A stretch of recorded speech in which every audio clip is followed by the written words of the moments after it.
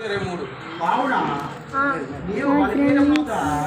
చూడండి చేస్తాను, వాక్యం చెప్తాను అండ్ చూడండి నేను అలా చేస్తాను. వాక్యం చెప్తున్నాను. అది మా చర్చ్ అండి, మా చర్చ్ అండి. అది నేను వాక్యం చెప్తున్నాను. అక్కడ కూర్చుంది మా డాడీ అండ్ మా చర్చ్ విశ్వాసులు. బాగుంది కదండి. అక్కడ బ్యానర్ చూడండి, మొత్తం 7 చెప్పులు కనిపించండి. 7 మొత్తం ఉంది చూడండి. అందరు నా వైపు ఎలా చూస్తున్నారు.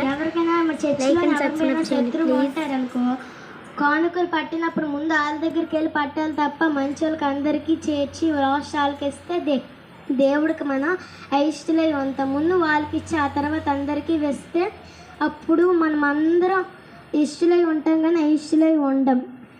మత్తయి సువార్త 18:21.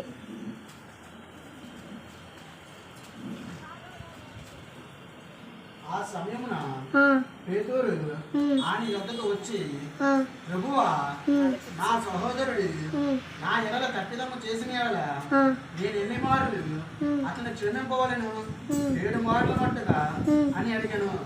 అందుకు యేసు అతనితో ఇట్లాను, 7 మార్లు మట్టుకే కాదు, 70 ఏళ్ళ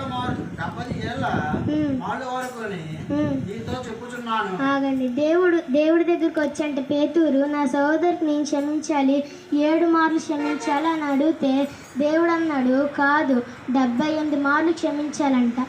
అంటే మనం చనిపోయినంత వరకు దేవుడికి అలా అంటే ఎవరికైనా సహోదరుడు క్షమించాలంటే వాళ్ళకి 78 మార్లు అలా క్షమించాలి. కానీ చనిపోయినంత వరకు 7 సుట్లు 20 సుట్లు కాదండి, 78 సార్లు. అంటే మీరు చనిపోయినంత వరకు అలా క్షమించనే ఉండాలి. మార్కు 11:25.